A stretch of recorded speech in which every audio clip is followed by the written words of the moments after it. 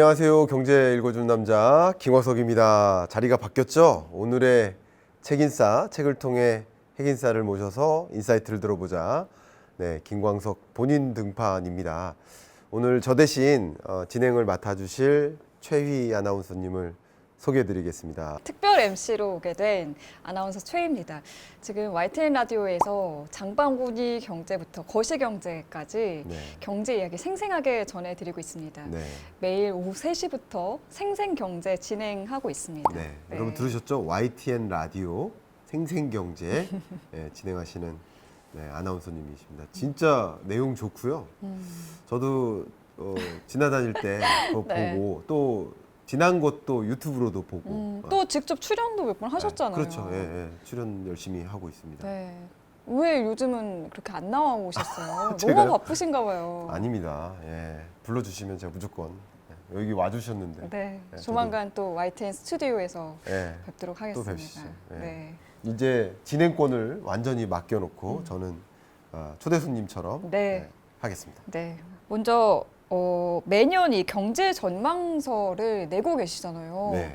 2019년부터 쓰지 않으셨어요? 네. 벌써 이번이 2023년 새 책까지 5번째인데 이렇게 경제 전망 책을 꾸준하게 집필하게 된 어떤 계기가 있을까요? 그 책 이미 몇 권 갖고 계시잖아요. 오, 그럼요. 저 네. 여기 앞에 있네요. 마침 2022 위드 코로나 저는 이 책을 정말 열심히 봤거든요. 그러셨군요. 이 책을 시작으로 네. 사실 교수님 팬이 돼서 아, 경익남도 정말 네. 열심히 보고 있는 그러세요? 열혈 네. 애청자입니다. 너무 감사합니다. 먼저 출연하고 싶다고 해주셔가지고 제가 감히 좀 부탁을 드렸는데요.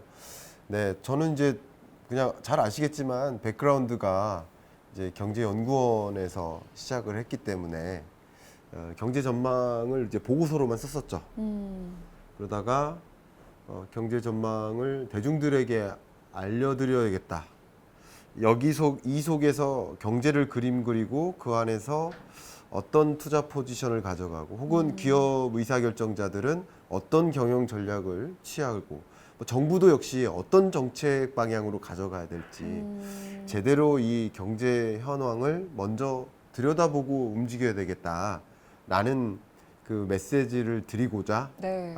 시작을 했고 뭐 과분하게도 많이 좋아해 주셔가지고 지금 5번째 경제전망서가 나왔고 네. 그리고 저는 이미 프롤로그 읽어보신 분들 아시겠지만 2050년 전망까지 정말요? 네, 약속을 해놓은 상태라 네. 끝까지 모으셔야 됩니다. 우리 아나운서님도 2050년까지 모으셔야 됩니다. 네, 드래곤볼 모으듯이 네, 드래곤볼 제가 모으듯이 꼭 한번 정말 모으시고. 잘 모아보겠습니다. 네. 근데 매년 보면 사실 그 서점에 딱 들어서면 베스트셀러 그 코너에 딱 이 네. 책이 자리 잡고 있더라고요. 교수님의 책이. 네네. 정말 대단하신데 우리는 경제 전망을 왜 알아야 할까요? 저는 이번에는 이렇게 말씀드리고 싶어요. 당하지 말자. 당하지 말자. 네, 당하지 않기 위해서 경제를 알아야 된다. 물론 이제 역사를 공부하고 인문학을 공부하고 다 중요합니다만 그거 자체가 직접적으로 돈이 안 될 수는 있어요. 근데 삶을 풍요롭게 만드는 데 있어서 당하지는 않아야 되지 않겠느냐. 버는 걸 떠나서. 근데 2020년, 21년 주택가격 대세 상승장일 때 그때 주택가격 상승하고 주가 상승하고 그냥 그거 관계없이 열심히 일한 분들 당한 거거든요. 네. 월급쟁이 세입자들 당한 거거든요. 그리고 당하다가 집값이 계속 고공행진하니까 안 되겠어요. 꼭 집은 사야 되겠어. 영원히 못 살 것 같아. 하는 마음으로 21년 끝자락에 사십니다. 근데 사자마자 지금 떨어지잖아요. 네, 금리는 오르고. 그러니까요. 그런 경제 국면을 이해하면 사실 저도 이제 전망서를 내지만 20년 경제 전망서에는 영끌에서 집 사세요라고 말씀드렸고 21년 전망서에서는 가격 상승세가 둔화될 거라고 했고 22년 전망서에서는 가격이 떨어질 것이다. 그러니까 집 사지 마셔라. 네. 라고 말씀드려요. 그러니까 이게 경제 국면을 이해하면 내가 어떻게 대응할지를 알 수 있어요. 안 당할 수 있다는 거죠. 그래서 경제를 그림 그리지 않고 그냥 무턱대고 달려가면 안 되겠다. 그래서 제가 매년 책 쓸 때 그리고 경제 읽어주는 남자 책 낼 때부터 강조했던 그 문구가 있는데 경제를 모르고 투자하는 것은 눈을 감고 운전하는 것과 같다. 눈 감고 운전하지 마셔라. 네. 눈 감고 운전하면 당한다. 경제 국면을 좀 이해하셨으면 좋겠다. 그런 관점에서 앞으로 어떻게 경제가 움직일까, 어떤 그림이 그려질까, 어떤 현안이 등장할까, 이런 것을 그림을 그리고 시작을 하셔야 된다. 라는 관점에서 경제 전망이 필요하다고 생각합니다. 네. 그래서 이제 2023년 경제를 전망해 볼 수 있는 또 신간 따끈따끈한 책을 또 내셨잖아요. 네. 그레이트 리세션 2023년 경제 전망 3분 미니 강연을 지금 바로 뭐 시작을 해도 될까요? 그래야죠. 네. 네, 하겠습니다.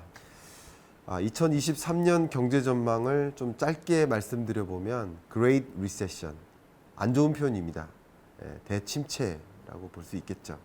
제가 22년에도 계속 꾸준히 말씀드렸던 이 경제 현상, 주가는 떨어지고 달러는 높아지고 집 가격은 떨어지고 이런 모든 현상은 이렇게 세 가지 단어로 요약된다. 정말 많이 말씀드려 왔습니다. 물가, 금리, 시장인 거예요. 물가가 너무 높아지다 보니까 이 물가를 잡기 위해서 금리를 과감하게 인상하고 생각했던 것 이상으로 금리가 굉장히 빠른 속도로 오르는 과정에서 시장에 영향을 주는 겁니다. 그 시장에는 첫 번째가 실물 경제죠. 이 금리 인하는 다른 말로 쉽게 표현하면 인공호흡이에요. 혼자 숨 못 쉴 때 숨 쉬게 만들어주는 게 금리 인하예요. 팬데믹 경제 위기 왔을 때, 또 그전에는 글로벌 금융 위기 왔을 때, 그때마다 이 위기 상황에 경제가 혼자 순환되지 못하니까 인공호흡 해주듯이 금리를 인하하는 겁니다. 그런 과정에서 금리 인하가 있으면서 자산 버블이 일어났었는데 이제 금리를 인상하다 보니까 인공호흡이 멈추는 거죠. 스스로 자생하지 못할 수 있는 그런 경제 국면. 다시 말하면 온전히 경제가 회복되지 못한 상황에서 스스로 호흡이 잘 되지 않는 상황에서 인공호흡이 멈춘 거예요. 금리 인상이 단행되는 거죠. 결국 실물 경제 침체로 연결됩니다. 두 번째 큰 변화는 외환 시장이죠. 미국의 금리 인상 속도가 가장 빠르다 보니까 그 어떤 나라보다도 금리 인상 행보가 강하다 보니까 미국 돈의 가치가 강해지면서 나타나는 이 외환 시장의 흐름. 또 이런 리세션에 대한 우려 때문에 더 적극적으로 투자했던 투자 자금들이 현금으로 이전되고 있습니다. 돈의 이동이 일고 있죠. 그러면서 더 달러 강세가 나타나고 있는 모습이다라고 볼 수 있고요. 그 다음 세 번째, 어떻게 보면 자본시장이죠. 주식시장입니다. 돈이 이동하니까 주식시장에 투자했던 그 자금이 빠져나오니까 주가는 하방 압력을 받는 거죠. 주식시장. 그러니까 삼성전자가 10만 전자 바라보다가 5만 전자로 떨어진 지금인데 이 기간 동안 삼성전자가 잘못한 게 하나도 없다. 역대 최고 실적만 계속 발표해왔다. 근데 왜 떨어졌을까? 말 그대로 금리 인상인 거죠. 금리가 제로금리로 떨어졌을 때 10만 전자 가까이 갔다면 금리 과감하게 인상하는 과정에서 10만 전자에서 5만 전자로 떨어진 것이죠. 국면을 이해하면 어떻게 대응해야 될지는 아는 거거든요. 그런 면에서 주식시장의 하방 압력. 마지막으로 이 부동산 시장과 같은 자산 시장인데요. 거품이 수축되는 국면, 부동산 시장이 조정되는 국면. 이 3박자를 이해하시면 좀 22년 하반기 지금의 경제를 이해하실 수 있을 거라 생각이 되고요. 23년 경제도 이런 국면이 지속되는 해, 어쩌면 본격적인 경기 침체가 야기되는 해. 그렇기 때문에 여러분들은 어려움이 앞에 당면하게 될 것이다. 어려움이 내 앞에 놓여질 것이다. 라는 것을 감안하고 어떻게 대응을 해야 될지를 고민해야 되는 해. 그 어려움을 반드시 인내해야만 하는 해. 그런 해가 23년 경제가 될 것이다. 이렇게 말씀드리겠습니다. 감사합니다. 와, 감사합니다. 네, 잘 들었습니다. 제가 감사합니다. 본격적인 경기 침체가 당면하는 해, 또 인내해야 하는 해라고 말씀해 주신 게 참 인상적이기도 하고 무섭기도 한데요. 네, 전에 그 내신 책을 보면 긴축의 시대라는 책도 쓰지 않으셨나요? 맞아요. 네. 거기서는 그 긴축의 시대가 장기화할 거라고 하셨어요. 네. 왜 그렇게 전망을 하셨을까요? 맞습니다. 그러니까 한 22년 중반쯤에 긴축의 시대라는 책을 냈고 그것은 심지어 22년 전망서에서부터 이야기를 했었던 거죠. 22년 전망서에 2022년에는 긴축의 시대가 온다. 완화의 시대에서 긴축의 시대로 전환된다. 네. 그리고 그게 가장 중요한 현안이니까 그것만을 빼서 집중적으로 다룬 게 긴축의 시대였던 거고요. 근데 23년 전망을 해보니까 그 긴축의 시대가 장기화된다. 그리고 오히려 가속화된다. 이렇게 보시면 좋을 것 같고요. 그럴 수밖에 없는 이유는 지금 모든 일련의 금리 인상 행위가 물가 잡겠다는 거거든요. 그럼 결국은 이 금리 인상 행위는 물가에 따라 달려 있는 거예요. 네. 근데 이 물가 상승률이 언제 2%라는 목표 물가에 부합할 때까지 그걸 만들 때까지 금리를 인상하거나 인상됐던 그 금리를 유지해 나갈 거죠. 그러니까 높은 금리가 계속 유지되는 해, 계속 인상하다가 유지되는 해, 그 해가 23년의 모습이고 네. 그런 것들이 여러분들이 가장 먼저 주목하셔야 될 주제다. 부동산 관심 있으시죠? 주식 관심 있으시죠? 그러나 그것을 판단하기 이전에 금리를 먼저 보셔야 된다. 제가 꾸준히 강조하는 표현이에요. 왜냐하면 투자, 재테크, 그게 뭡니까? 소득의 일부를 자산과 바꾸는 것. 재테크란 소득을 자산과 바꾸는 것이에요.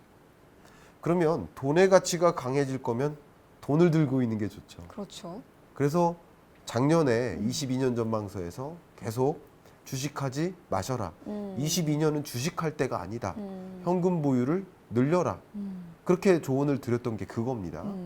그렇기 때문에 돈의 이동을 살펴보고 금리가 어떻게 되는지를 먼저 보시고 그 다음 후순위로 나머지 자산 가치는 어떻게 움직일까 이렇게 보는 게 좋겠죠. 그런 관점에서 긴축의 시대가 장기화되고 오히려 가속화된다라는 것을 말씀드리고 그런 그림을 먼저 상정해 놓고 나머지 것들을 또 하나하나 들여다보시면 어떨까 의견을 드리고 싶어요. 그러니까 금리를 먼저 보고 돈의 이동을 읽은 다음에 뭐 네. 투자를 할지 안 할지를 결정을 하면 된다라고 저는 이해가 됐는데요. 정확하십니다. 어. 역시 생생경제 명 진행자십니다. 아유, 감사합니다. 네. 많이 배우고 있습니다, 아유, 교수님께. 무슨 말씀입니까? 근데 매년 경제 전망서를 보면은 음. 땡땡점 이렇게 표현을 자주 하시더라고요. 맞습니다. 네. 예. 이번에 2023년 그 경제 전망서에서는 내핍점이라고 하셨습니다. 이게 어떤 뜻일까요? 일단 점으로 표현하는 이유는 매년 그 해를 점으로 정의를 내려보면 2050년 전망까지 쓸 거니까 그 점들을 이어보면 이제 선이 되겠죠. 예, 그런 의미에서 저는 이제 점으로 표현을 해보고 굉장히 있습니다. 깊은 뜻이 있으셨네요. 예, 무슨 포인트, 혹은 이제 포인트 오브 썸띵 뭐 이런 식으로 표현을 하고 있는데 예를 들면 대표적으로 20년 경제 전망일 때 대전환점이라고 했죠. 뭐 디지털 대전환, 또 긴축의 시대에서 완화의 시대로의 대전환. 그때는 완화의 시대가 찾아오는 거죠. 네. 예, 그런 전환, 뭐 에너지 대전환, 재생에너지 기반으로 그런 대전환의 시대다라고 표현해서 대전환점 이렇게 표현했었고 21년 경제 전망서에서는 이탈점 이렇게 쓰여져 있죠. 네. 포인트 오브 엑싯. 그러니까 코로나19 충격으로부터 점차 빠져나오는 해 21년 포스트 코로나의 시대죠. 네. 그리고 22년 전망서에서는 회귀점. 그러니까 코로나19에 대한 그 상념이나 불안 이런 게 완전히 없어지는 해. 지금 그 코로나19는 계속 창궐 하지만 네. 그것에 대한 관심이나 긴장감, 불안감은 완전히 빠져나가죠. 네. 그게 이제 소비 심리나 경제를 움직이는 역할을 합니다. 그런 면에서 코로나19 이전 수준으로까지 마음이 되돌아간다. 그래서 회귀된다. 그래서 회귀점 이렇게 네. 표현을 했었고요. 두구두구두구. 23년 경제 전망은 내핍점. 이 내핍이라는 단어가 굉장히 어려운데요. 영어로는 austerity라고 표현을 합니다. 좀 더 어렵죠. 이게 궁핍하다와 좀 유사한 용어라고 생각하시면 좋겠고요. 근데 궁핍한 건 어렵고 가난한 것인데 내핍은 그것을 인내하는 거예요. 그래서 인내할 내자에 궁핍함을 이겨낸다. 어려움을 이겨낸다. 그러니까 다시 말하면 23년 경제는 대침체 국면이 오기 때문에 상당히 어려운 경제가 진행될 것이고 그렇기 때문에 여러분들은 그 어려움을 반드시 이겨내셔야 된다.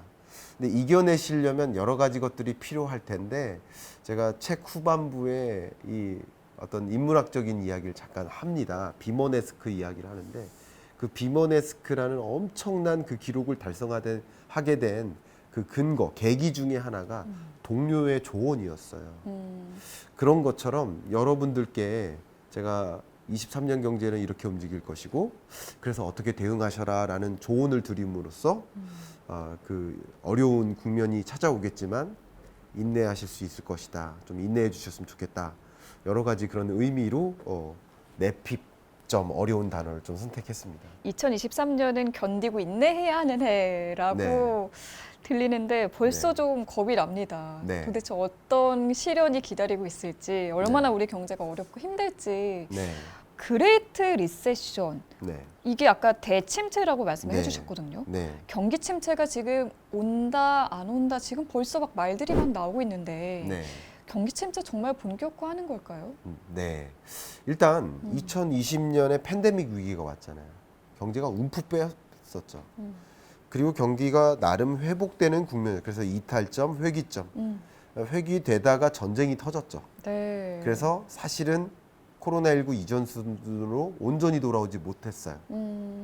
그것이 굉장히 중요한 근거고요. 네. 경기가 코로나19 이전 수준으로까지 온전히 회복되지 못한 모습에서 전쟁이 터졌고 인플레이션이 야기됐고 그리고 금리 인상이 야기되고 그렇기 때문에 굉장히 어렵다라고 표현을 하고 있는 건데요.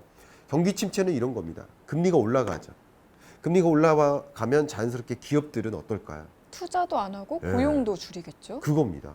금리가 올라가니까 많은 비용 부담을 의존해서 투자를 적극적으로 할 수가 없어요. 신사업 진출이 멈춥니다.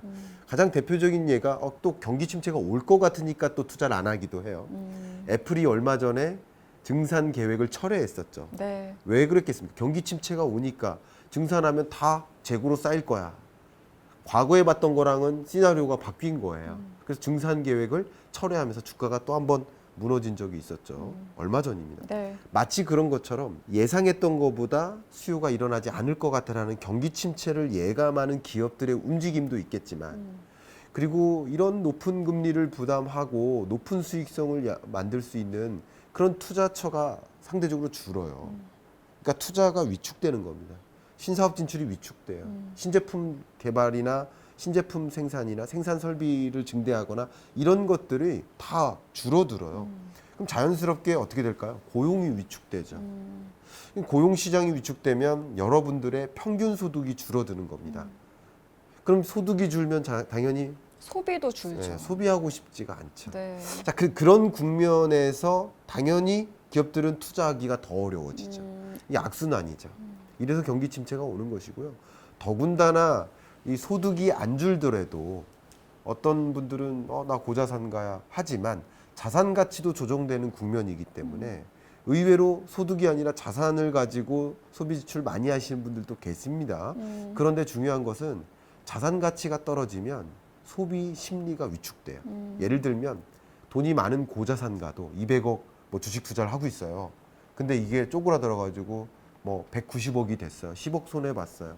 별거 아닌 것 같지만 그것만으로도 소비 심리가 위축된다는 거예요. 소득이 그대로일지라도. 그러니까 자산이 소비 심리에 이렇게 영향을 줍니다. 그러니까 이런 것들이 맞물리면서 경기가 어렵게 된다. 근데 중요한 것은 우리가 체감하는 그런 경기 침체, 이것은 고용 충격이 와야만 하거든요. 근데 고용이라는 것은 상당한 후행 변수예요. 왜냐하면 경기 침체가 옵니다. 올 것 같아. 그렇다고 고용 규모를 줄입니까? 구조조정합니까? 그렇진 않죠. 네네. 그 절차가 있거든요. 뭐 한 사람을 채용한다 하더라도 채용을 몇 명 할까 계획하고 채용 심사 과정이 있고 뭐 통보하고 실제 일하는 기간까지는 예를 들어서 구직자가 취업자가 되는 데까지는 상당한 시간이 또 걸리거든. 그런 것들을 생각해 보면 경기가 좋아진다고 해서 고용이 그날 회복되는 게 아니고 고용이 침체된다고 해서 그 다음날 바로 고용 침체가 오는 게 아닙니다.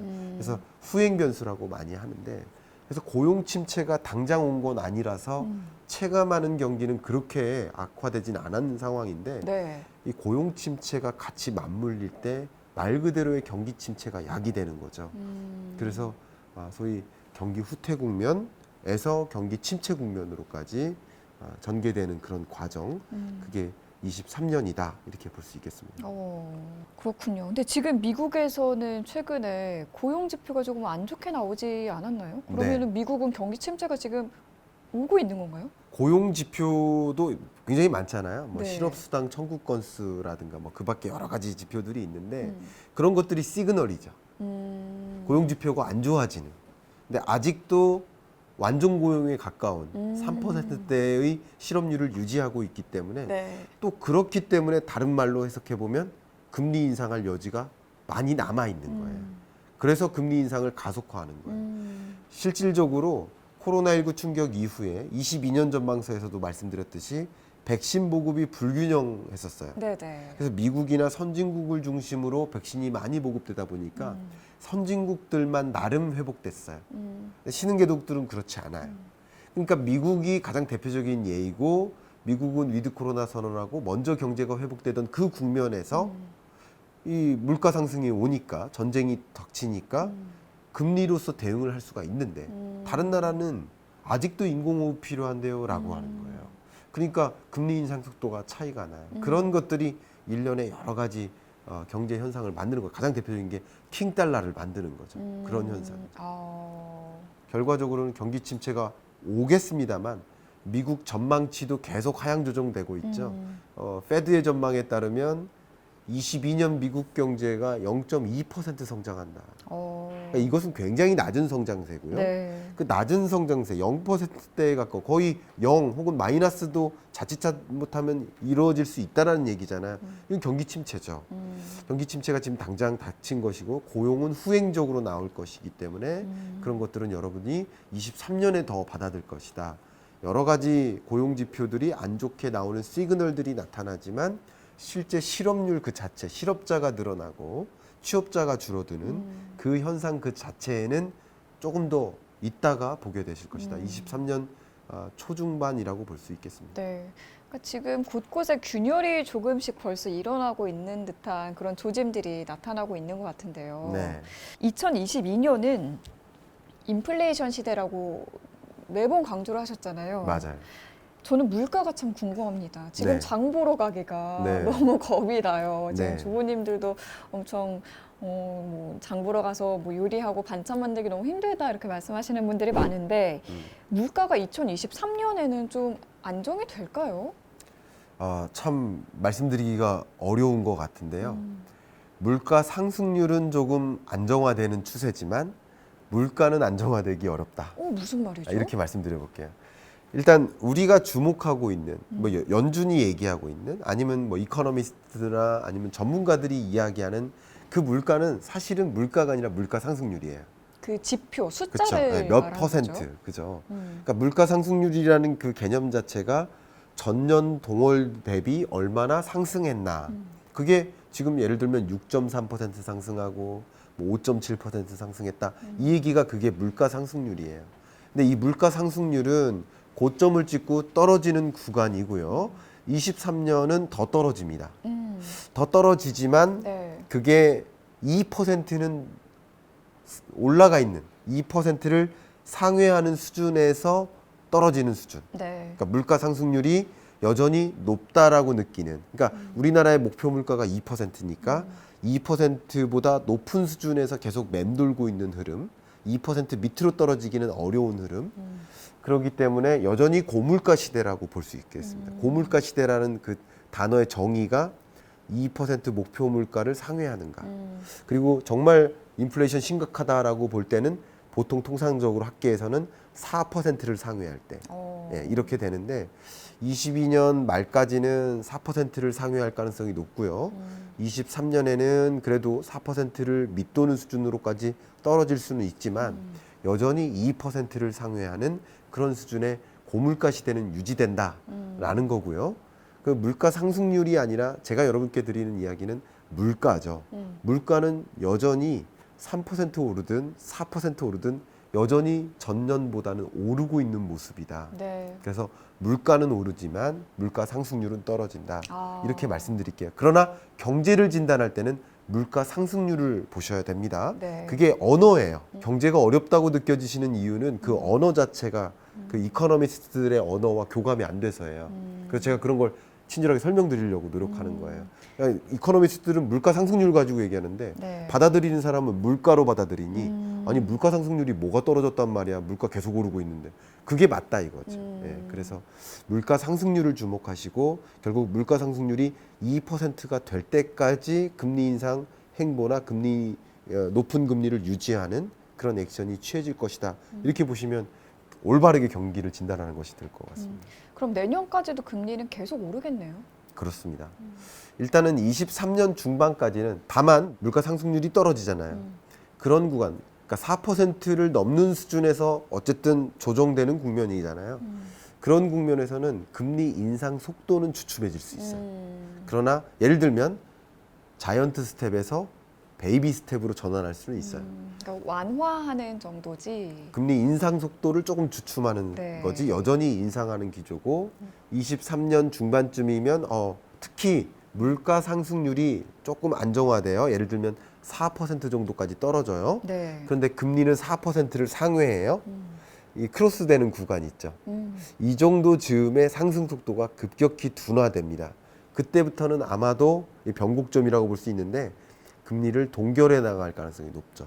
오. 예, 그래서 높은 기준금리에서 유지되는 구간을 만나는 것, 그 기간 동안 물가 상승률이 더 잡히는 것을 관찰하다가 물가가 온전히 잡혔어요. 2% 수준까지 도달했어요. 그러면 금리를 유지하다가 이제 경기 부양시켜야 되겠다 하면서 금리 인하를 단행하는 시점이 오겠죠. 근데 그런 지점은 23년 끝자락 그렇게 보여집니다. 현재로서는. 23년 말이면은 그럼 금리 인하가 이루어질 수도 있다라고 전망을 하시는 건가요? 그것도 역시 물가에 따라 달려 있다라고 말씀드리겠는데 그러니까 물가가 목표치인 2%대까지 도달을 하면 그때부터 조금 인하가 될 네, 것이다. 2%대 정도가 되고 그리고 경기 침체가 심각해질수록 이제는 경기 부양이 더 중요하겠구나. 그러니까 결국 통화 당국에 여러분 제가 계속 말씀드린 게 파월의 마음을 읽어라. 나를 파월이라고 가정해라. 그러면 주식 투자 어떻게 할 것인가? 굉장히 쉬워집니다. 네. 파월의 마음 관점에서 생각을 해보면 어쨌든 2%대의 물가 상승률이 나타나면 그러면은 금리를 인하할 가능성이 높다라고 제가 설명을 드렸는데 그 이유는 파월의 입장에서 숙제가 뭐냐예요. 물가를 잡는 거요. 물가가 숙제인 거잖아요. 네. 근데 만약에 물가는 어느 정도 잡히고 경기 침체가 야기돼요.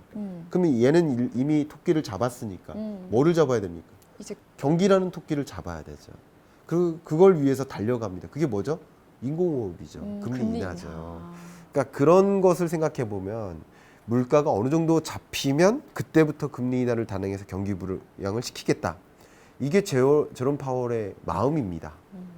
그러니까 물가가 잡히지 않는 한 금리를 인하 안 하겠다라고 보는 것이기 때문에 네. 그렇게 여러분들이 미국 물가에 좀 왜 한국 물가도 아니고 미국 물가까지 봐가면서 해야 되느냐 이렇게 네. 하시겠지만 그게 나의 호주머니를 결정짓는다 이렇게 생각하시면 좋겠습니다. 네. 그러면은 이제 또 주식 하시는 분들은 저도 그렇고 저는 참 지금 주식 장 안 열어본 지 오래됐거든요. 네. 저랑 비슷하신 분들 참 많을 텐데 네. 내년에 이제 23년에는 주식 시장 어떻게 될까요? 좀 살아날까요? 주식시장은 살아나긴 합니다. 주식시장에 대해서 제가 말씀을 드리면 여러 차례 제가 말씀을 드려왔지만 또 추가적으로 말씀을 드린다면 22년 전망서에서는 정말 말렸습니다. 그냥 말 그대로 주식 투자하지 마셔라고 표현을 했죠. 네, 네. 그 책 열어보세요. 333페이지. 네. 열어보세요. 네. 정확히 쓰여져 있습니다. 그리고 현금으로 가지고 계시라고. 왜냐하면 이자율이 올라갈 것이고 금리가 올라가고 돈의 가치가 올라가고 주가는 하방 압력 받을 것이다. 그것을 이제 말씀드렸었고 22년은 주식해야 되는 시간이 아닌 거죠. 물론 그런 국면에서도 오르는 뭔가에 투자를 하시는 분은 뭐 하시겠지만 대세적으로 여러분들께 다중에게 제가 조언을 드릴 때는 주식 투자하기 녹록지 않은 시점이다라고 말씀드린 거죠. 정확히 전망을 하셨네요. 금리만 보면 벌써 알 수 있다는 거죠. 금리가 가장 중요한 기여도를 가지고 있습니다. 그 다음 중요한 게 나머지인데요. 실적이라고 볼 수 있는데 자 22년의 경제는 실적은 좋았는데도 기업들의 실적이 좋았거든요. 삼성전자 실적도 좋았습니다. 역대 최고 실적을 계속 발표했어요. 그럼에도 불구하고 주가가 떨어진 이유는 그 기업에 있는 그 요인이 기업에 있는 게 아니라 기업이 처해 있는 환경에 있는 거죠. 그 환경이 뭡니까? 금리 인상인 거죠. 돈이 이동하는 거예요. 주식시장에서 이탈하는 거예요. 근데 23년에는 이제 금리 인상의 고점에 다가올수록 이제 이런 것들이 선반영되는 거예요. 그래서 주식시장은 가장 중요한 특징이 뭡니까? 선행성이에요. 대략 늦어도 3개월 전까지 선행됩니다. 선반영됐다는 얘기가 그거죠. 그럼 6개월에서 3개월 정도 선행하니까 역으로 환산해 보면 금리의 고점이 23년 중반이라고 한다면 22년 끝자락, 23년 초 이 구간이 이제 약 6개월 정도니까 그때까지는 금리 인상 분이 금리가 높아질 거라는 것을 반영한 거죠. 그리고 그 지점이 보통 변곡점인데 금리가 가파르게 오르다가 주춤해지는 구간이 있어요. 네. 금리 인상 폭이. 네. 그런 구간이 좀 변곡점이라고 생각해 주시면 좋겠고요. 혹은 그런 구간에 시그널을 계속 낼 거예요. 여러 가지 시그널. 금리 인상 더 이상 필요 없다. 예를 들면. 네. 그건 누구의 말을 들어야 돼요? 유엔의 말을 들어야 돼요? 금융기관의 말을 들어야 돼요? 파월의 말을 들어야 됩니다. 계속 파월의 마음을 읽어야 되지. 네. 얼마 전에 유엔에서 미국이 금리 인상 계속하면 안 된다. 그러니까 신흥국 망한다. 이런 표현을 했는데 네. 유엔의 말을 듣고 금리 인상 안 하겠네 생각하면 안 돼요. 그거 상관없이 금리 인상 할 겁니다. 파월은. 네. 그것을 보셔야 됩니다. 혼동하지 마십시오. 금융기관에서 막 판단합니다. 물가 고점 찍었다. 이제 금리 인상 그렇게 안 해도 될 것 같다. 그 말 듣고 주식 투자 들어가죠. 그런 말 들으시면 안 된다는 거예요. 파월의 말을 들어야 된다고요. 그거 관계없이 2% goal, 2%라는 목표 물가가 도달할 때까지 금리 인상하겠다고 얘기한 거 아닙니까? 네. 다만 주식시장은 선행할 테니까 저점은 그렇게 보시면 좋겠고요. 다만 그 저점으로부터 주식시장이 이제 대세상승이 또 옵니까? 엄청난 기회가 옵니까? 죄송하게도 그렇지는 않겠다. 없나요? 왜냐하면 네. 경기 침체가 그걸 도와주지 않아요. 경기 침체는 20년에 찾아왔던 이 팬데믹 위기는 한순간에 들이닥쳤고 한순간에 쭉 회복되는 흐름이었어요. 근데 23년 경제의 이 경기 침체라는 표현은 L자에 가까워요. 계속 추가적으로 기업들이 어렵다라고 얘기할 겁니다. 기업의 실적 발표가 어둡고요. 네. 앞서 애플 사례를 들었지만 애플이 증산 계획을 철회한 것은 그냥 애플만의 문제가 아니라 전 산업에 걸쳐서 이슈가 된다. 애플이 시가총액 1위 기업이잖아요. 거기서 함의를 찾으셔야 되고요. 그런 것은 실적 장세가 이어진다. 무슨 말이냐면 22년은 실적과 무관한 장세였어요. 실적은 좋았는데 안 좋았으니까. 근데 23년은 실적 장세입니다. 실적이 안 좋은 거예요. 그래서 주가는 나름 반등할 수는 있겠지만 반등세가 뚜렷하긴 어렵고 좀 삐걱거리는 그런 행보가 이어질 것이다. 계속 실적 발표될 때마다 1분기 보고서, 뭐 반기 보고서 이런 것들이 나올 때마다 시장이 좀 요동치는 흐름 그런 것들이 전개될 것이라고 저는 보고 있습니다. 그러면은 이 2022 경제 전망서에서는 주식하지 마라, 현금을 갖고 있어야 한다라고 하셨는데 네, 23년에도 현금 갖고 있어야 할까요? 저는 그렇게 추천을 드렸습니다. 그것은 여러분의 성향에 따라 다르겠죠. 여러분이 안전 추구형이다. 금리가 올라가고요. 저축 금리가 5% 혹은 뭐 특판 상품은 그 이상이기도 해요. 그러면 이런 장에서 한번 생각해 보세요. 5% 수익 보기가 쉽습니까? 어렵죠. 어렵죠. 그러면 안전 추구형이라면 이런 구간까지는 지키는 투자가 필요하다라고 의견을 드렸고요. 주식 투자도 적절할 수 있겠지만 유망한 산업을 잘 고르셔야 된다라고 이제 조언을 드린 거고 그 유망한 산업은 어떤 것들이 있다라는 그 산업 트렌드 섹터에 좀 자세히 담고 있죠. 주식 투자 의견은 그 정도로 이제 생각을 가지시면 좋겠다. 알겠습니다. 또 교수님 잘 하시는 말씀 중에 하나가 총알이 막 날라올 때는 네. 피해야 된다, 엎드려야 한다. 네. 일단 지금 좀 저도 안정적인 어떤 그런 투자를 하는 한 사람으로서 지금은 막 적극적으로 주식을 사기보다는 그냥 네. 현금을 갖고 있는 편이 더 좋을 것 같다라는 개인적인 생각도 듭니다. 그 결과적으로 그러지 않습니까? 그렇죠.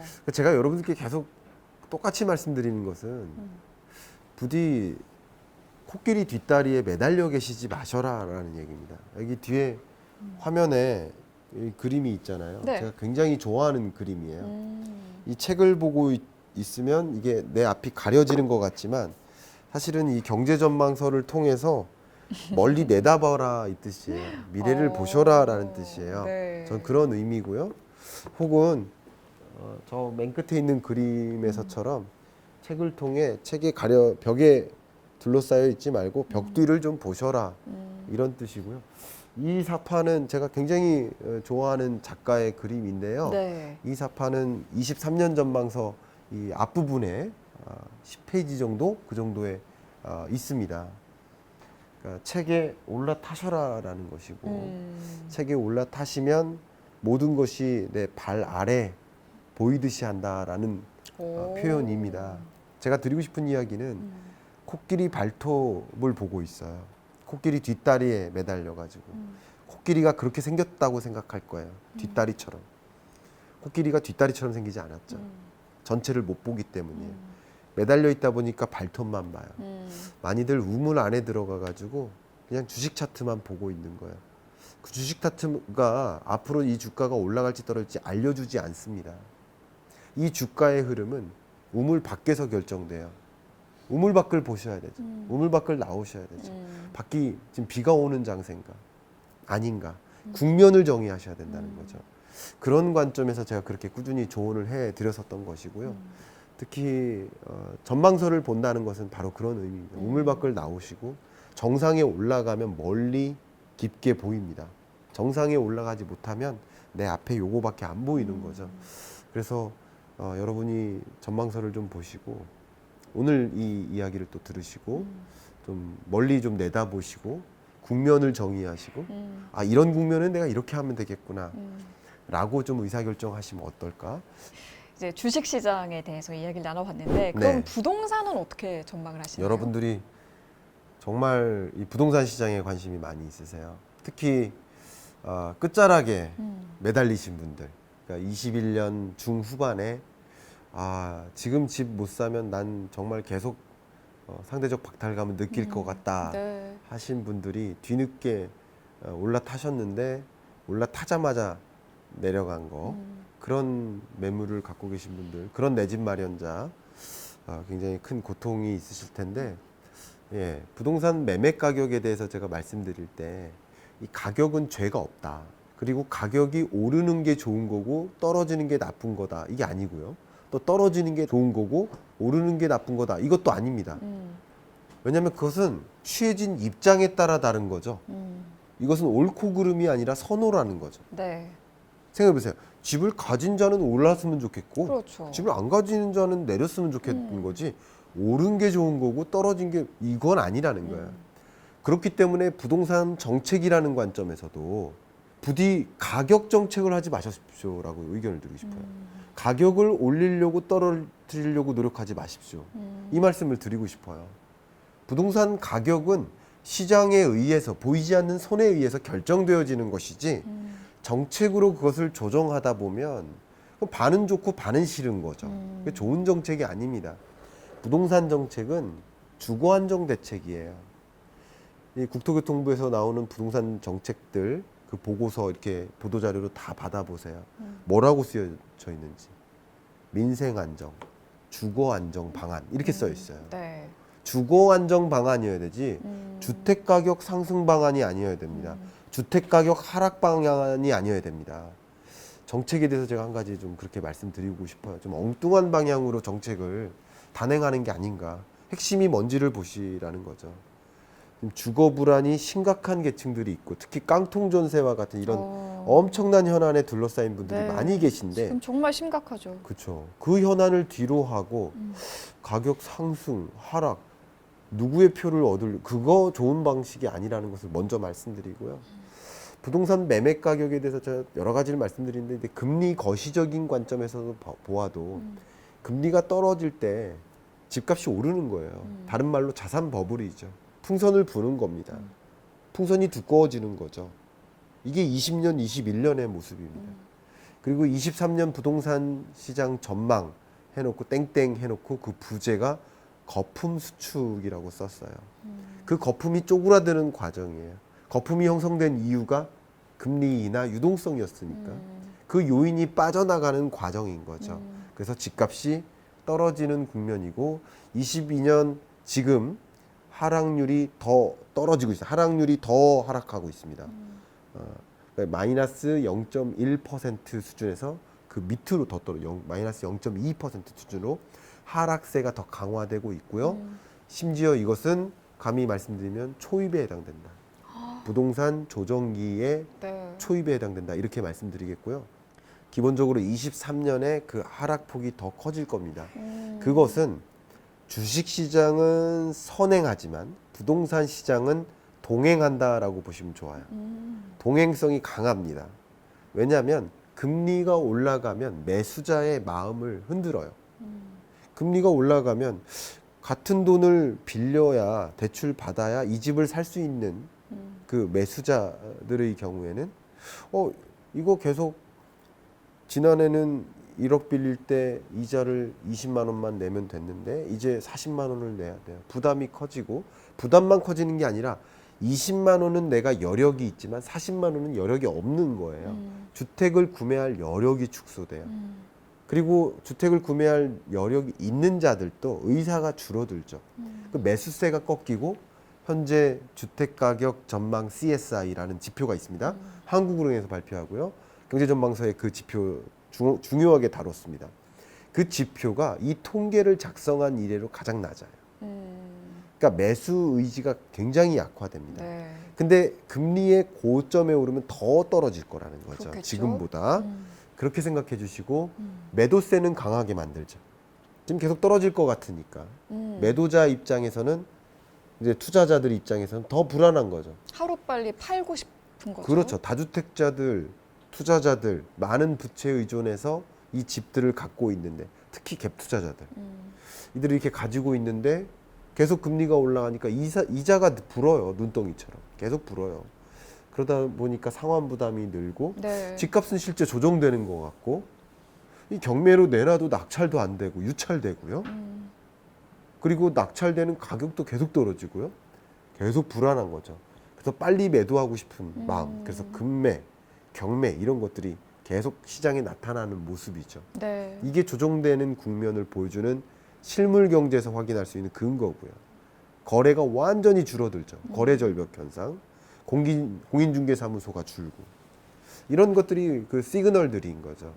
그래서 23년 중반에 이 하락률이 더 떨어질 겁니다. 그러니까 매매 가격 증감률을 좀 확인해 보시면 금리의 고점에서 더 그것이 격화될 것이고 또 그것들을 여러 가지로 확인할 수 있는데 공급은 계속 늘어요. 주택 공급량을 확인할 수 있는 신규 주택과 기존 주택 공급이 있는데 신규 주택 같은 경우는 그 분양 물량을 확인할 수 있는 방법이 정확히 2년, 3년 정도 선행하는 주택 건설 인허가 건수가 있어요.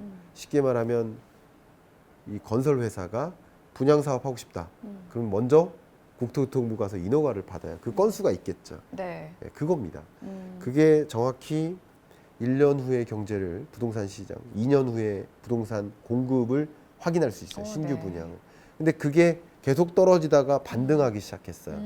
21년부터. 그러니까 23년부터는 공급량이 늘기 더 시작한다. 나오겠죠. 특히 이러한 기조 속에 현 정부의 정책 기조가 270만 호 공급하겠다. 이런 공급 계획이 같이 마중물 역할을 하면서 시간적 차이는 있겠지만 공급이 계속 늘죠. 그러니까 수요는 미진한데 공급은 늘고 그것이 결국 나타나는 그 근거가 미분양 주택이죠. 그러니까 미분양 주택이 20년, 21년 급격히 감소합니다. 이게 대세 상승장이에요. 역사 이래 가장 낮은 수준의 미분양 주택 건수를 기록했었어요. 21년 중반에. 네. 그러다가 그 이유는 계속 늘어요. 폭발적으로 늘어요. 이런 현상은 수요 공급의 불일치 그리고 자산 가치의 하락 또 거품의 수축 이런 것들이 야기되면서 23년 중하반기까지는 하락세가 계속 유지될 수밖에 없겠다 이렇게 보고 있습니다. 그러면은 이제 내 집 마련하시려던 분들은 지금은 워낙 금리가 높기 때문에 엄두를 안 내고 계실 거란 말이죠. 많은 분들이. 그렇죠. 언제 집을 사야 될까요? 네, 집 사야 되는 시점은 제가 24년이나 25년에 대한 전망을 할 줄 모릅니다. 23년 중반기까지는 사셔서는 안 된다라고 말씀드리겠고요. 다만 그 시그널들이 또 있을 겁니다. 예를 들어서 미분양 주택이 감소한다. 거래량이 늘어난다. 이런 시그널들이 있습니다. 이런 시그널들이 나타날 경우 아니면 제가 꼭 여러분들께 주기적으로 말씀을 드리니까 그런 시그널들이 나타날 때 혹은 금리를 이제 인하한다. 이런 종류의 시그널들. 금리를 인하하는 이유는 물가가 잡혔다. 네. 이게 다 시그널들이 되잖아요. 이런 거시경제 시그널들은 아, 부동산 매수 타이밍이 오는구나라는 걸 확인할 수 있고 그런 시그널들이 만약에 23년 하반기에 나타나면 그러면 매수를 준비하셨으면 좋겠다. 물론 23년 중반에 제가 또 말씀을 드리겠습니다만 23년 중하반기까지는 살 시점은 절대 아니다. 절대 살 시점은 아니다. 이렇게 말씀을 드리겠습니다. 알겠습니다. 지금 그레이트 리세션 2023년 경제 전망 이 책에서 20가지 트렌드를 제시를 하셨습니다. 네. 몇 가지 주요 트렌드를 짚어보고 싶은데 가장 좀 저는 인상 깊게 봤던 주제가 탈세계화거든요. 네. 세계화가 멈추는 건가요? 역시 생생경제 진행자답게 큰 그림의 경제를 좀 보고 싶어 하시는 그런 느낌인 것 같습니다. 네, 세계화가 네. 멈추는 거죠.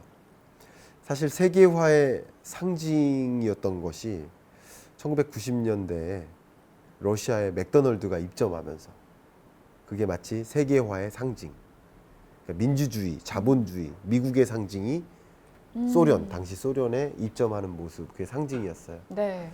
근데 러시아 전쟁 이후에 맥도널드가 철수했죠. 그거는 탈세계화의 상징, 혹은 세계화의 종식의 상징 이렇게 표현해 보고 싶어요. 근데 지금 이 세계의 국면은 세계가 양분되는 모습입니다. 기본적으로 러시아와 미국이 싸우고 있지만 러시아와 중국이 합세하는 모습이고요.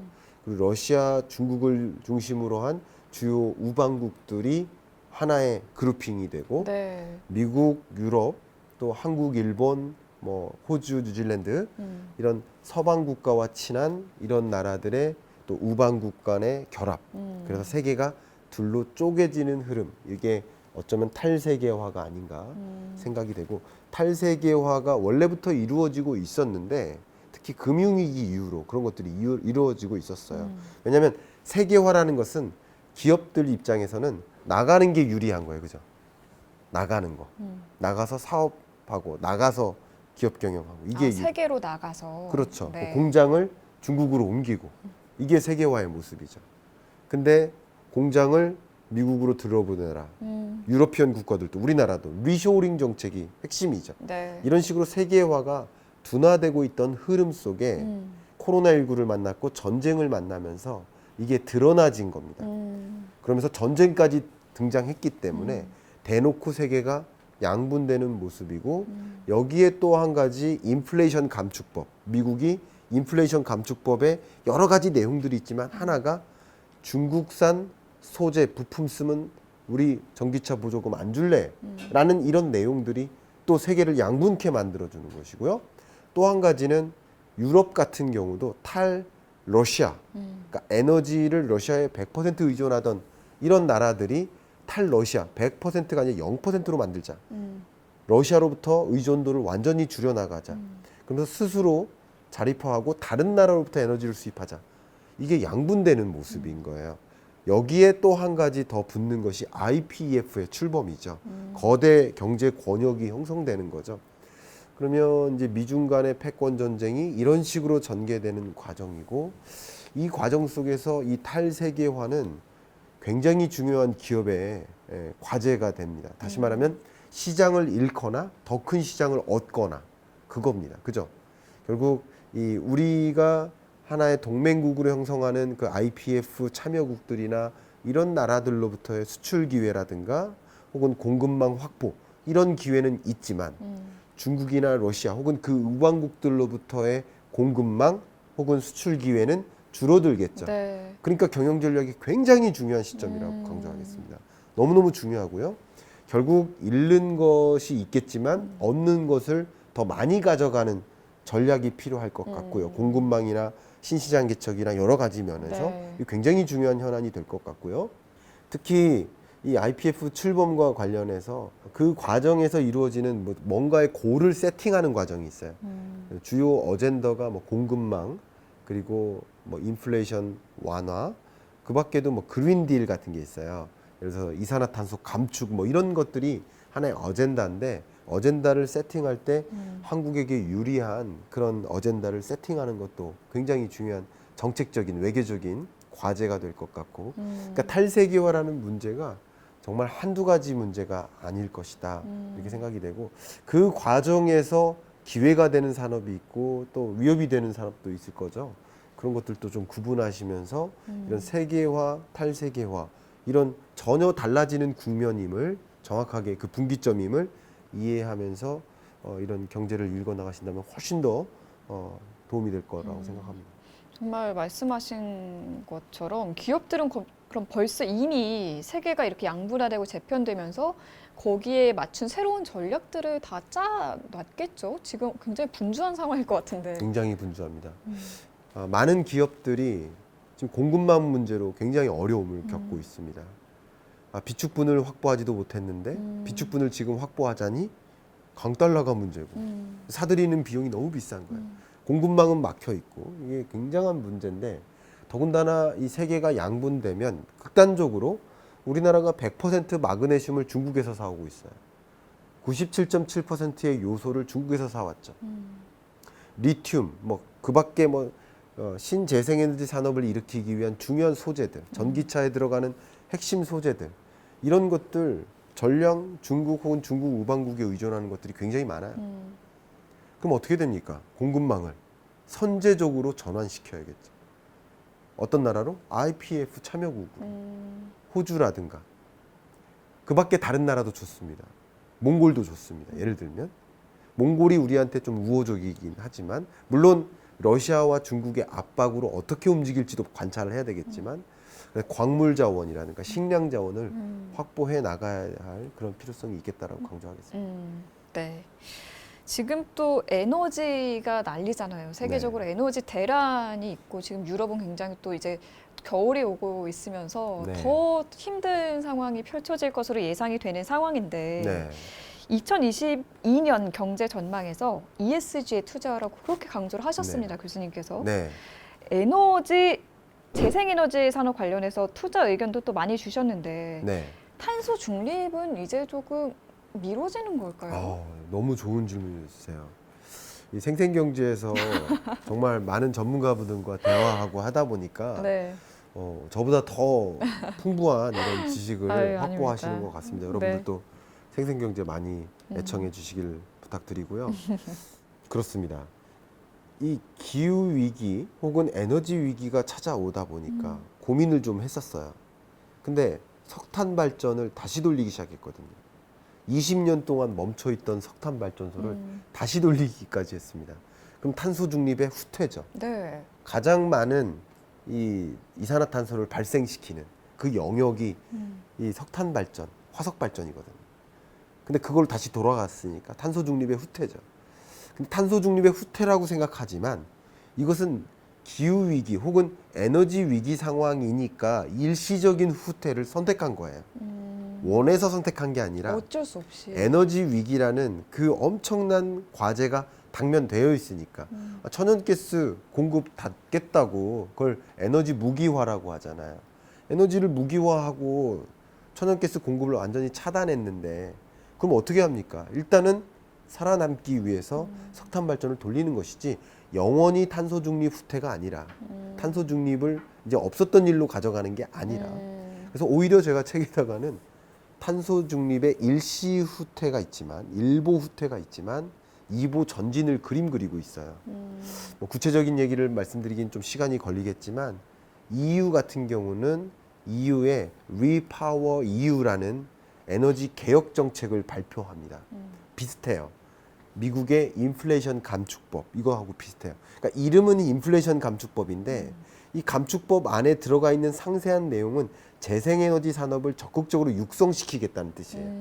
예를 들어서 전기차 보조금을 줘서라도 전기차로 대체시켜 나가겠다. 그럼 전기차 보조금을 많이 줄수록 전기차 가격은 실제 소비 가격은 떨어질 거 아니에요. 네. 그게 인플레이션 감축법인데 사실 그 구체적인 내막을 들여다보면 다 재생에너지예요. 근데 유독 그 안에 미중 패권 전쟁이 들어가 있는 거죠. 그리고 리쇼링이 들어가 있는 거예요. 그러니까 탈세계화가 들어가 있는 거고 미중 패권 전쟁이 들어가 있는 거고 중국으로부터 소재를 사오지 마라. 이게 다 들어가 있는 거예요. 리쇼링 정책. 공장을 이 미국에 짓고 있는 미국에 있는 그 자동차 기업들에게만 보조금을 주겠다라는 거잖아요. 그런 식으로 이 내막을 보시면 재밌는데 인플레이션 감축법 안에는 재생에너지, 태양광, 풍력 그리고 그 밖에 바이오에너지라든가 전기차 인프라 이런 것을 확충하는 데 집중하고 있어요. 그래서 이 EU의 계획 또 그 밖에 다른 나라들의 계획, 네. 미국의 계획 이런 것들을 보면 23년에는 그걸 통해 경기를 좀 진작시키고 그 분야에 많은 막대한 투자를 하겠다라는 계획들이 다 있기 때문에 네. 여러분들이 투자 관점에서 대세 상승장은 아닐지라도 나는 좀 적극적으로 주식 투자해야 되겠다라고 생각하신다면 그런 영역, 그런 산업 영역에서 좀 기회를 많이 찾아보시면 어떨까 의견을 드리고 싶습니다. 저도 이제 ESG 공부를 앞으로 더 열심히 해야겠다라는 생각이 교수님 말씀 듣다 보니까 드네요. 네. 교수님께서 또 자주 하셨던 말씀 중에 하나가 강한 달러의 시대가 온다 네. 이건데 네. 지금 뭐 강달러를 넘어서 정말 킹달러잖아요. 정말 네. 킹달러 킹 받는다 뭐 이런 네. 말까지도 등장을 했는데 네. 이게 언제까지 좀 강달러가 계속 유지가 될까요? 2023년에는 좀 꺾였으면 좋겠는데. 네. 23년에는 꺾일 것으로 전망을 하고 있습니다. 그러니까 올해 초부터 22년 한 해는 강한 달러의 시대다라고 말씀드렸고, 근데 강한 달러 그 기조 자체가 좀 꺾이기 시작할 겁니다. 이 근거는 금리 인상 속도가 둔화되면서 나타난 금리의 고점이 중요한 게 아닙니다. 금리 인상 구간이 중요한 거예요. 금리 인상하는 그 속도가 둔화되는 과정에서 이 달러 강세 기조가 조금 꺾이기 시작하고요. 그리고 이미 자금이 많이 유입됐어요. 그리고 주가의 저점일 때 이 주식 시장으로 돈이 이탈하기 때문에 강한 달러의 기조가 나올 수도 있는 거고요. 근데 반대로 주가가 저점을 찍고 반등하는 구간에는 다시 주식 시장으로 돈의 흐름이 있어요. 그래서 강달러 기조가 좀 약화될 수도 있고요. 여러 가지 근거가 있는데 네. 짧게 한 가지만 더 말씀드리면 문제는 바이든입니다. 우리나라도 구두 개입을 자꾸 하고 있어요. 달러를 잡기 위해서. 근데 구두 개입으로 환율 안정에 도달할까 하는 의문을 제가 계속 제기하고는 있습니다만 의문투성이죠, 사실은. 근데 바이든이 원할까예요. 바이든은 이 11월에 중간 선거를 앞두고 있고, 그럼 중간 선거에서 성공하려면 어떻게든 물가를 잡아야 돼요. 네. 국제 유가도 절대로 올라서는 안 돼요. 적어도 그 기간까지는. 그래서 그 기간까지는 강한 긴축 행보가 이어지고 바이든의 강달러를 놓지 않기 위한 다양한 액션들이 이어질 것이고요. 그렇기 때문에 11월까지는 이 강한 달러 기조가 유지되겠지만 그 이후에는 한풀 꺾인다. 뭐 약달러로 전환된다고까지는 생각하지 않습니다만 강한 달러 기조는 조금 꺾인다. 이렇게 생각하고요. 통계적으로도 그래요. 역대 통계를 하면 원달러 환율 기준으로 보면 2008년에 고점 찍고 떨어졌죠. 1,500원대. 그리고 외환 위기 때도 고점이 한 1,800원대를 찍었는데 찍고 떨어지죠. 그러니까 찍고 떨어지는 거지 찍고 유지되는 게 아니에요. 원래 통계적으로 그래요. 네. 기준금리 빼고는 다 그래요. 물가도 좀 그렇잖아요. 그러니까 모든 게 왜냐하면 기준금리는 사람이 결정하잖아요. 그러니까 인상한다, 인하한다라는 표현을 쓰고요. 네. 나머지 지표들은 대부분 상승한다, 하락한다라고 표현하죠. 결정하는 게 아니에요. 그러니까 시장에 의해서 돈의 이동에 의해서 찍고 내려오고 하는 겁니다. 그런 것을 생각해 보면 이건 통계적인 것은 그냥 부원 설명인 것뿐입니다. 그러니까 그렇다는 뜻이 아닙니다. 그건 여러 가지 것들을 관찰해 보면 네네. 강달러 기조는 조금은 수그러들 것이다 이렇게 보고 있습니다. 네. 네. 그러면은 많은 분들이 또 이 질문 하고 싶으실 텐데 외환 위기가 오나요? 네, 외환 위기가 실제 우리나라에게까지 찾아올 것이라고까지는 현재로서는 판단 내려지지 않습니다. 현재로서는. 근거가 뭘까요? 근거는 첫 번째는 뭐 외환 보유액이 굉장히 빠른 속도로 급감하고 있다. 이거 굉장히 안 좋은 부정적 시그널인 거 맞습니다. 근데 그럼에도 불구하고 외환 보유액 수준이 굉장히 높습니다. 2008년이나 또 1997년, 67년 그때랑은 비교가 안 되게 외환 보유고가 많아요. 그리고 우리나라가 외환 보유가 빠른 속도로 줄어들었지만 다른 나라도 다 같이 줄어서 우리나라는 오히려 외환 보유고 수준이 등수가 올라갔어요. 9위에서 8위로. 이해가시죠? 네. 그러니까 결국은 환율을 잡기 위해서 외환 보유액을 많이 쓰는 건데 어쩌면 외환 보유액을 많이 써서라도 환율을 안정화시키기 위해 노력할 수 있는 이유는 외환 보유가 충분하다는 판단인 거예요. 그렇게 이해해 주시면 좋겠고 제가 외환 위기 안 오니까 안심하세요 이 뜻이 아니라 정말 외환 위기 올까를 정확하게 진단할 필요는 있다는 거죠. 네. 그게 첫 번째고요. 두 번째는 아마도 단기 외채인 것 같아요. 우리나라가 단기 외채와 장기 외채를 보면 단기 외채 비중이 극단적으로 높았었거든요. IMF 외환 위기 때는. 근데 지금은 장기 외채가 절대적으로 높아요. 단기 외채 비중이 절대적으로 낮아요. 그러니까 빠져나갈 돈, 단기간 안에 빠져나갈 돈이 그렇게 많지 않다라는 거죠. 마지막으로는 우리나라가 네. 빌린 돈보다 빌려준 돈이 훨씬 많아요. 그러니까 든든해지네요. 순채권국이에요. 순채무국이 아니에요. IMF 외환 위기 때는 순채무국이었어요. 갚아야 될 돈이 많은 국면에서 돈이 순식간에 빠져나갈 때 그런 일이 발생하는 거고 순채권국이니까 당장 우리한테 외환 위기가 올 것이다 이렇게 판단하지 않습니다. 다만 중요한 것은 그리고 다만 불안한 것은 저도 한 챕터를 20가지 트렌드 중에 하나를 신흥국 외환 위기 가능성이 점증된다라고 표현했는데 실제 스리랑카라든가 방글라데시는 구제금융 신청했죠. 네. 외환 위기 상황인 거예요. 근데 이런 위험이 전이될 수 있어요. 전이됐던 현상들이 여러 번 있습니다. 그걸 테킬라 효과라고 합니다. 남미에서 멕시코의 위기가 터졌는데 멕시코나 그 밖에 다른 나라 브라질, 아르헨티나 등등 다 같은 나라야라고 생각하면서 자금을 순식간에 빼는 거예요. 그 테킬라에 취하듯이 위험이 네. 전이되는 현상이 있습니다. 그게 바트화 효과가 있었죠. 그 바트화 효과가 태국으로부터 전이된 거예요. 그때 우리나라가 IMF 외환 위기 맞은 거예요.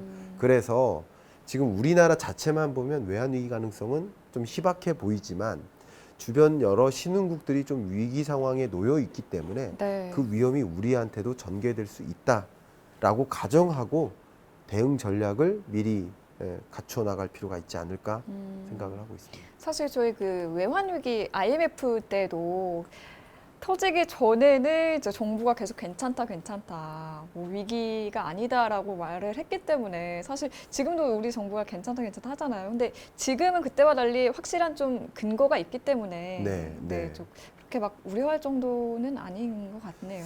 네, 우리나라가 직접적으로 외환 위기에 처한다. 그러니까 외환 위기란 뭐냐면 그냥 우리가 채무를 불이행하는 거야. 돈이 빠져나가야 되는데 못 갚는다라고 선언하는 거야, 쉽게 말하면.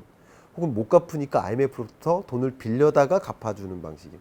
근데 얘가 대신 빌려서 갚아줬으니까 경제 정책의 모든 주권을 누구한테 넘기는 거예요? IMF한테 넘기는 거예요. 그러니까 그런 게 외환 위기의 성격이거든요. 그러니까 그런 국면으로까지 갈 것이라고 생각하지는 않고 있습니다. 네. 그러면은 2023년에 우리 투자하시는 분들 어떤 투자 관점 가지고 좀 어떤 포지션을 취하면 좋을지 조언을 해주신다면요. 첫 번째는 좀 안정 추구형이시라면 23년까지는 시중금리가 계속 올라가기 때문에 기준금리 더하기 알파가 시중금리잖아요. 그렇기 때문에 여러분 투자 관점에서는 저축도 나쁘지 않다. 22년만큼이나 23년에도 저축이 굉장히 좋은 투자 방법이다 라고 말씀을 드리고요. 많은 은행 혹은 전국은행연합회 홈페이지 이런 걸 보시면서 저축금리가 어디가 높은지 이런 걸 확인하셔서 변동금리로 저축하시면 더 좋을 것 같다라는 생각이고요. 첫 번째. 네. 두 번째 좀 중요한 것은 대출은 하지 마셔라. 그 어떤 것보다도 가장 좋은 투자 방식은 빚 갚는 것이다. 그것을 디레버리징이라고 표현하죠. 그러니까 금리 쌀 때 대출 끌어다가 투자하는 것이고요. 금리 올라갈 때는 이 높은 대출 금리를 부담해 가면서 그 정도 수준의 수익성을 맞추는 건 굉장히 어렵습니다. 이해 가셨죠? 대출 금리가 예를 들어서 6%예요. 그런데 만약에 주식 투자해서 수익을 본다 한들 6% 벌기가 어렵다면 어렵죠. 그러면 왜 대출해서 투자하냐? 주식 투자, 부동산 투자 다 마찬가지입니다. 그래서 그 무엇보다도 좋은 투자 방법은 고금리 시대니까 빚을 갚는 게 최고의 재테크다. 첫 번째, 하루빨리. 네. 그리고 저축하는 것도 좋은 방법이다라고 의견을 드리고요. 조금 더 적극적으로 투자를 하시기를 원하신다면 제가 작년에도 그 투자를 추천드렸던 게 이 원자재거든요. 인플레이션 시대니까 인플레이션을 야기하는 동인에 투자하라라고 말씀드리면서 이 철, 비철금속 이런 투자를 추천드렸었는데 아까 말씀드렸던 것처럼 ESG적으로 행보를 강화하다 보니까 재생에너지 산업에 대한 의존도를 생각했던 것보다 더 가파르게 증진시킵니다. 탈러시아를 해야 되기 때문에 그런 과정에서 태양광, 해상풍력, 육상풍력 이런 수요가 늘어나고 전기차 보급 속도가 더 빨라질 겁니다. 이런 과정에서 기업에 투자하시는 것도 좋겠고요. 기업도 좋지만 이 재생에너지 산업 이걸 이제 전환광물이라고 표현해요. 에너지 대전환, 전환을 도와주는 광물 혹은 그린 메탈 이런 표현도 씁니다. 이런 그린 메탈에 투자하라 이 말씀을 드리고 싶은 거예요. 네. 가장 대표적인 그런 그린 메탈 하면 이제 구리도 해당이 되겠죠. 예. 왜냐하면 전력 생산 방식이 바뀌기 때문에 전선이 깔린다 그러면 구린 거예요. 그죠? 그런 시대인 겁니다. 네. 구리 이외에도 뭐 리튬이라든가 그밖에 뭐 흑연이라든가 뭐 히토류 영역에 소위 이 재생에너지 산업을 일으키기 위해 그러니까 풍력 발전 지려면 이 소재가 필요하다는 거죠. 제가 드리는 이야기는 이 필요한 소재는 굉장히 부족한 상황이고 네. 앞으로는 수요가 더 늘어나기 때문에 이 영역의 가격 상승세는 더 야기될 수밖에 없겠다. 이렇게 강조하겠습니다. 이런 부분의 어떤 ETF 투자 같은 거 좀 적극적으로 좀 투자 추천 의견 드리고 싶습니다. ETF 투자. 알겠습니다.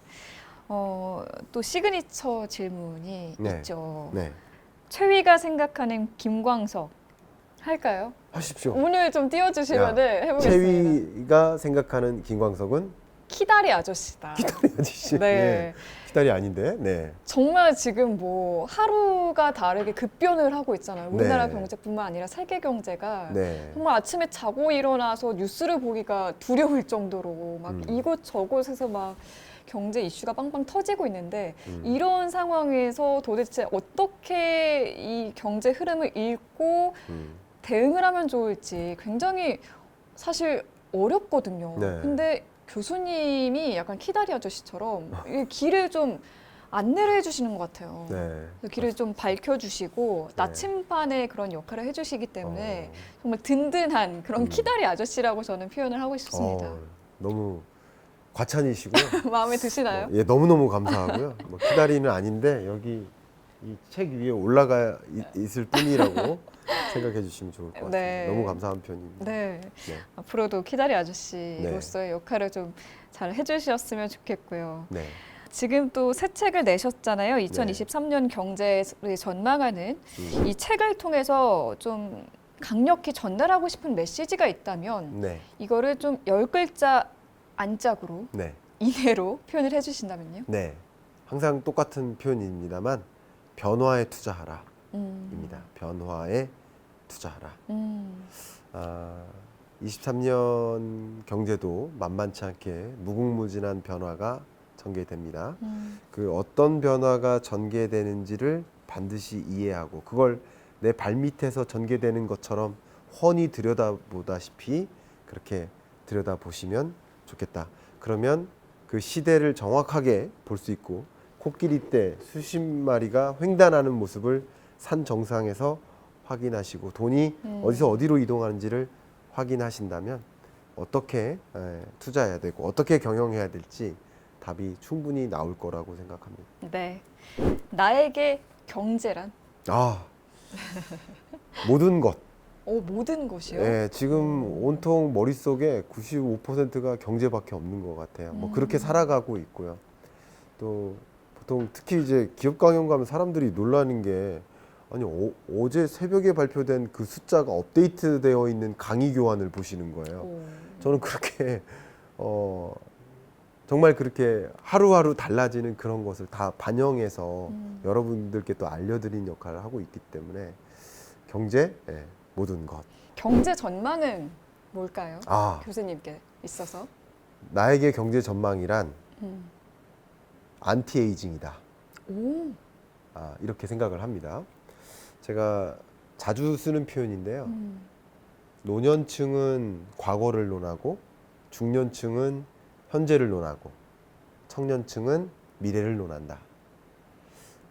어쩌면 노년층은 과거 화려했던 과거에 대해서 논하고 싶어하는 게 당연할 수 있고 네. 중년층은 지금 잘 나가니까 내가 팀장이야, 내가 임원이야 하면서 내가 지금 잘 나가니까 지금 현재를 가지고 얘기를 많이 하겠지만 청년층은 앞으로 살아갈 일에 대해서 고민하기 때문에 미래를 가지고 논할 수밖에 없다. 근데 이걸 좀 바꿔서 얘기한다면 미래를 논하지 않으면 그들은 청년이 될 수 없다. 성형수술을 해서 예뻐지는 게 아니고 좋은 옷을 입어서 멋있어지는 게 아니라 미래를 고민하고 미래를 논함으로써 젊어지는 것이다. 앞으로 살아갈 날 그 미래에 대해서 계속 고민하다 보면 살아갈 날이 더 길어지지 않을까. 그 미래에 대한 고민을 네. 하지 않으면 상대적으로 살아갈 날이 더 줄어들지 않을까. 장수의 비결이다. 경제 전망은 장수다. 그래서 어쩌면 그런 면에서 네. 경제 전망은 안티에이징이다. 아, 갑자기 떠올랐습니다. 굉장히 철학적인 이거 미리 준비해 오신 거 아니에요? 갑자기 떠올랐습니다. 오, 예. 굉장히 멋진 말씀을 또 해주셨는데요. 예. 그럼 마지막으로 나에게 책인싸란? 나에게 책임싸란 저의 열정이다. 열정이다. 예. 책임사라는 것을 준비하고 또 많은 책들을 읽고 또 모시는 그 초대 손님과 대화를 나누는 과정에서 제가 굉장히 많이 배울 수 있기 때문에 열정을 또 다하기도 하고 있고 많은 독자분들께서 너무나 좋아해 주셔서 더 앞으로도 더 열정을 더 발휘해야 될 영역인 것 같고요. 네. 그래서 나의 열정이다. 책임사는 나의 열정이다. 이렇게 말씀드리겠습니다. 네, 알겠습니다. 오늘 너무 저도 1시간 네. 넘었죠, 벌써 시간이. 그런 것 같아요. 네, 네. 그 시간 동안 오늘 특별 MC로 왔지만 정말 귀한 강의를 듣는 느낌으로 네. 정말 많은 배움을 얻어가는 것 같아요. 너무 그러면 저도 감사합니다. 갑자기 불쑥 네. 질문 드리면서 마무리할까 합니다. 갑자기 제가 MC 권한을 가지고 나에게 책임사란 약간 원동력이 된 것 같아요. 원동력이다. 네. 네. 좀 더 경제 공부를 열심히 하고 어떤 거시 경제에 더 관심을 갖고 들여다봐야겠다라는 어떤 그런 열정과 원동력을 오늘 이 시간을 통해서 또 갖게 되는 것 같아요. 네. 좋습니다. 원동력이다. 네. 아주 좋은 말씀 감사하고 오늘 책임사 본인 등판 시간 마무리하도록 하겠습니다. 감사합니다. 감사합니다. 네, 감사합니다.